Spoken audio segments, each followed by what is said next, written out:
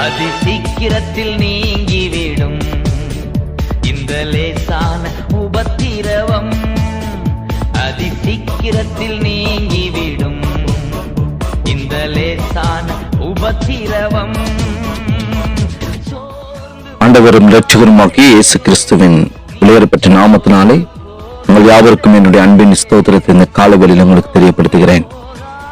2 தெசலோனிக்கர் 1:6 வராக வாசிக்கிறோம். உங்களை உபத்திரவப்படுத்துகிறவர்களுக்கு உபத்திரவத்தையும் உபத்திரவப்படுகிறவங்களுக்கு எங்களோட கூட இளைப்பாறுவதையும் பிரதிபலனாக கொடுப்பது தேவனுக்கு நீதியாயிருக்கிறது என்று சில பார்க்கிறோம். கிறிஸ்துவுக்குள் அன்பான தேவனுடைய பிள்ளைகளை, நான் வாசத்து கேட்ட இந்த வசனத்திலே உங்களை உபத்திரவப்படுத்துகிறவர்களுக்கு உபத்திரவத்தையும் என்று சொல்லி நாங்கள் பார்க்கிறோம். குறிப்பாக இந்த வசனத்திலே அப்போஸ்தலனாகிய பவுல் குறிப்பிடுகிற உபத்திரவம் தேவனுடைய ராஜ்யத்தை நிமித்தம் பாடு அனுபவித்துக் கொண்டிருக்கிறவர்களுக்கு என்று எழுதப்பட்டதாக காணப்படுகிறது. ஆண்டவராகிய இயேசு கிறிஸ்துவனுடைய அந்த காலத்திலிருந்து அவருடைய 12 சீடர்கள், பிற்பாடு அப்போஸ்தலனாகிய பவுல் மற்றும் இன்று வாழ்ந்து கொண்டிருக்கிற அநேக தேவனுடைய மனிதர்கள் வரை பலர் சுவிசேஷத்தினால் பல உபத்திரவங்களை கடந்து வந்திருக்கிறார்கள் என்று சரித்திரத்தின் வாயிலாக நாம் அறிந்து கொள்ள முடிகிறது. மேலும் நாம் பார்க்கிறதான பொழுது உலக நாடுகளை நாம் எடுத்துக்கொண்டால் சுமார் 50க்கும் மேலான உலக நாடுகளில் ஒவ்வொரு நாளுக்கும் குறைந்தது 11 கிறிஸ்தவர்கள் கொல்லப்பட்டுக் கொண்டிருக்கிறார்கள் என்று சொல்லி செய்திகள் தெரிவிக்கிறது. அப்போஸ்தலனாகிய பவுல் சுவிசேஷத்து நிமித்தம் அநேக உபத்திரவங்களை சந்தித்தார் என்று சொல்லி 2 கொரிந்தியர் 11:23 முதல் 27 வரை உள்ள வசனங்களை வாசிக்கிறதான பொழுது நாம் அங்கே பார்க்க முடிகிறது.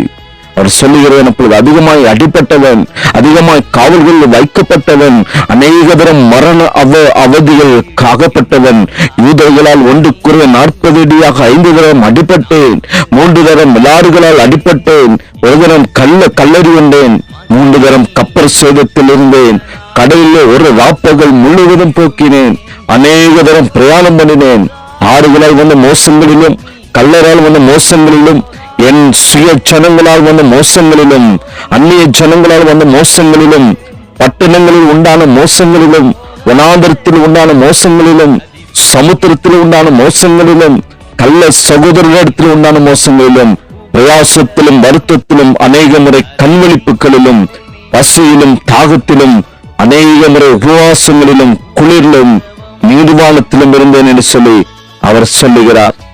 இவ்வளவு உபத்திரவத்தை தன்னுடைய வாழ்க்கையில் அவர் அனுபவித்திருந்தாலும் அவர் சொல்லுகிறதான பொழுது மிகவும் அழகாக சொல்லுகிறார், கிறிஸ்து எனக்கு ஜீவன், சாவு எனக்கு ஆதாயம். எனக்கு அன்பான தேவனுடைய பிள்ளைகளை, இந்த அப்போஸ்தலனாகிய பவுல் அவர் மடிப்பதற்கு முன்பதாக அவர் சொன்னதான ஒரு வார்த்தை 2 தீமோத்தேயு 4:7 அவர் சொல்லுகிறார், நான் நல்ல போராட்டத்தை போராடினேன், ஓட்டத்தை முடித்தேன், விசுவாசத்தை காத்துக்கொண்டேன், இது முதல் நீதியின் கிரீடம் எனக்காக வைக்கப்பட்டிருக்கிறது, நீதியுள்ள நியாயாதிபதியாக கர்த்தர் அந்நாளிலே அது எனக்கு தந்தருவார், எனக்கு மாத்திரமல்ல அவர் பிரச்சனமாக விரும்பும் யாவருக்கும் அதை தந்திருவார் என்று சொல்லி, எனக்கு அன்பான தேவனுடைய பிள்ளைகளே, நம்முடைய ஆண்டவராக இயேசு கிறிஸ்து கூட சொல்லுகிற பொழுது, இந்த உலகத்தில் உங்களுக்கு உபத்திரவம் உண்டு என்று சொல்லி அவர் சொல்லுகிறார். ஆனாலும் திறன் கொள்ளுங்கள், உலகத்தை ஜெயித்து நம்முடைய ஆண்டவராக இயேசு கிறிஸ்து நம் அனைவரோடும் இருக்கிறார். சுவிசேஷத்தின் மூலமாக அநேக உபத்திரவங்களை உங்கள் வாழ்க்கையில் நீங்கள் அனுபவிக்கலாம் பலர். ஆனால் ஒரு நாள் வரும், ஆண்டவராக இயேசு கிறிஸ்துவோடு கூட அந்த இளைப்பாறுதல் பிரவேசிக்கிற நாள், அந்த நாளுக்காக அந்த இளைப்பாறுதலை கர்த்தர் நமக்கு கொடுக்கும்படியாக கர்த்தர் நம்மோடு கூட இருக்கிற தேவனாய் காணப்படுகிறார். கர்த்தரும் நம்ம ஒவ்வொருவருக்கும் இளைப்பாறுதலை அவர் கொடுக்கிற தேவனாய் காணப்படுகிறார். எனவே கிறிஸ்துவுக்குள் அன்பான தேவனுடைய பிள்ளைகளை, இந்த உலகத்தில் பலவித உபத்திரவங்கள் வழியாய், கஷ்டத்தின் வழியாக, கண்ணீரின் பாதையில் நீங்கள் கடந்து செல்லலாம். ஆனால் கர்த்தர் நமக்கு ஒரு இளைப்பாறுதலை தருகிற ஒரு நாள் வரும். அதனால் கலங்க வேண்டாம், கண்ணீர் வெடிக்க வேண்டாம், வேதனைப்பட வேண்டாம். கர்த்தர் நம்மோடு கூட இருக்கிறார். அப்போஸ்தலனாகிய பவுலோடு கூட இருந்த தேவன் நம் அனைவரோடு கூட இருக்கிறார்.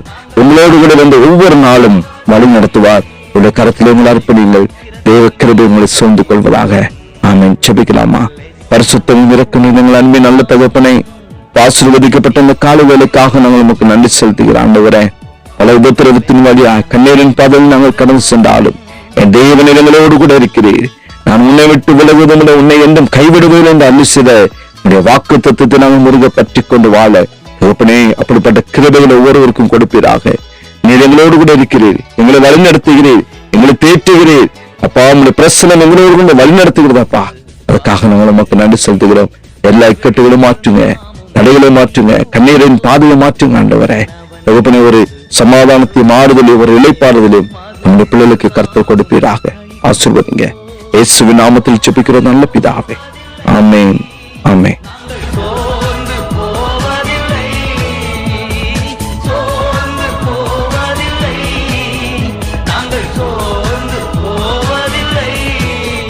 அதி சீக்கிரத்தில் நீங்கிவிடும் இந்த லேசான உபத்திரவம், அதி சீக்கிரத்தில்